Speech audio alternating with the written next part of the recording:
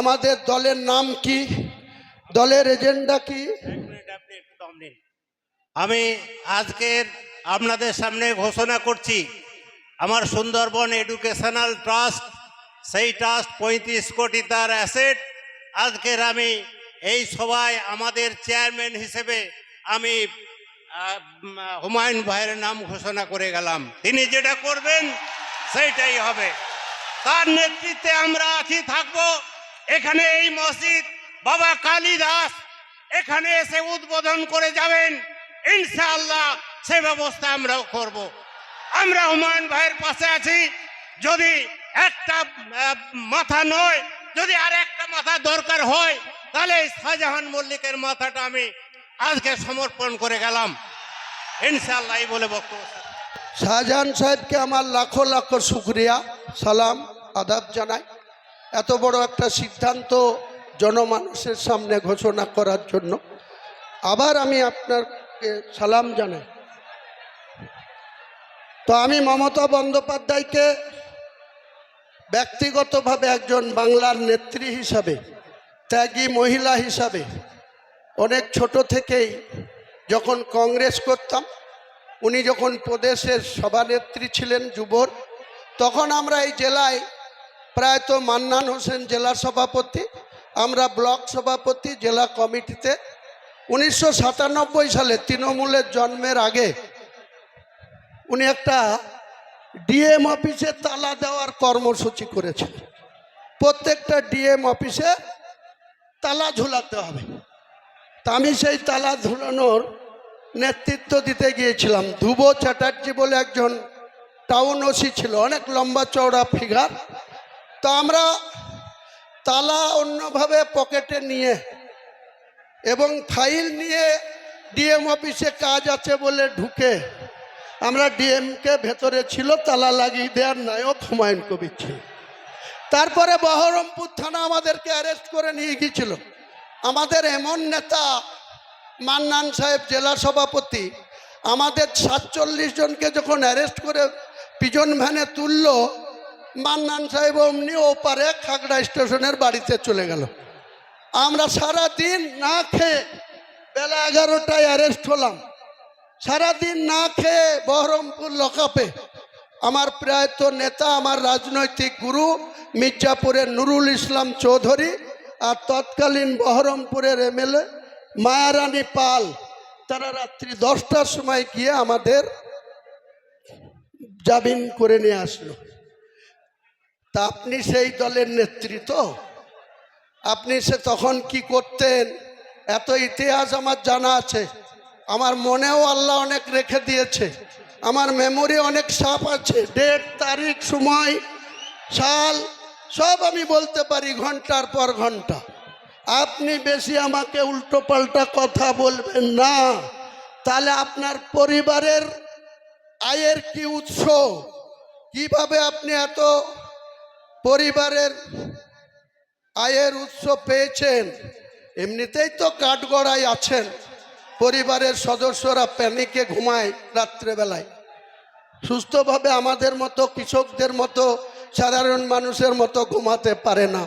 200 জন police লাগে আপনার ভাইপোকে রাত্রি বাস করতে।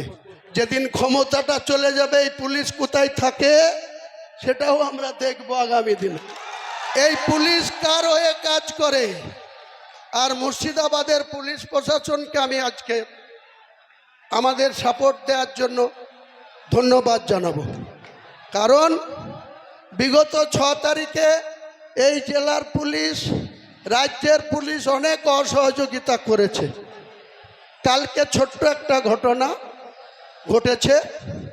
হুগলির একজন ব্যক্তি আতাহার সাহেব, তার বয়স 66 বছর, তিনি আমার দলের কমিটিতেও আছে। তিনি আজ সকাল সকাল বাড়ি থেকে বেরিয়ে এখানে আসার কথা ছিল। রাত্রি 10টার সময় জনাব ফিয়াদ হাকিমের কিছু গুন্ডা গিয়ে তার বাড়িতে তার মিসেসকে, তার স্ত্রীকে, তার ছেলেকে অনেক ধমকি দিয়ে এসছে। আমি ফিয়াদ সাহেবকে বলছি, আমার যেদিন মাথা গরম হবে সেদিন কিন্তু আপনাকে প্রয়োজন হলো এই ব্রিগেডের সভা থেকেই লক্ষ লক্ষ লোক নিয়ে গিয়ে আপনার মেয়র অফিস ঘিরব, দেখবো আপনি কত চুমকাতে পারেন লোককে, কত আপনি ক্ষমতা দেখাতে পারেন লোককে। এসব করবেন না আমার সঙ্গে। আমি এমনি খুব ভালো, আমি এমনি সাদামাটা, এমনি মাছের ঝোল ভাত আর পুস্তুর বড়া খেয়ে আর আলু সিদ্ধ খেয়ে থাকি। তার মানে এই নয় আমার শক্তি মাপতে যাবেন না, জনগণই আমার শক্তি। মুর্শিদাবাদের প্রশাসনকেও আমি বলছি, কয়েক জায়গায় গত কয়েকদিনে রানীনগরে, ইসলামপুরে, আরও কিছু জায়গায় মৃদ হুমকি এসছে যে হুমায়ুন কবিরের মিটিংয়ে যাওয়া যাবে না। তো এসব করেন না। চাকরি করছেন, চাকরি করেন, ল অ্যান্ড অর্ডার দেখার কাজ করেন, কারণ পাশা ঘুরে যাবে। আপনারা যে নেতার কথাই চলছেন, আপনারা একবার মনে করুন তো, বুদ্ধবাবু 235 নিয়ে 2006 থেকে 2011 ছিল। 2011 এসে 9 এসে একজন মাত্র এমপি ছিল মমতা ব্যানার্জি, একা 2004 থেকে 9। কংগ্রেসের 6 ছিল, লেফট ফ্রন্টের 35 ছিল। পাশা ঘুরে গেল, কেমন মানুষ ঘুরিয়ে দিল। 2009-এর পরেই 2011 মুখ থুবড়িয়ে বলল 34-এর বামফ্রন্ট সরকার। তাদের স্ট্যান্ড কত ছিল? 235। আপনার কত আছে? এধার ওধার ভাঙিয়ে এনে 220। এই 220-কে তুড়ি মেরে উড়াবো, 220-কে তুড়ি মেরে উড়াবো। বাংলার রাজনীতিতে আমাকে বলা হচ্ছে ভোট কাটুয়া। আরে 2,82,000 মুসলমান ভোট আছে। 2,82,000-এর মধ্যে ধরে নেন 2,30,000 মানুষ ভোট দিতে যাবে।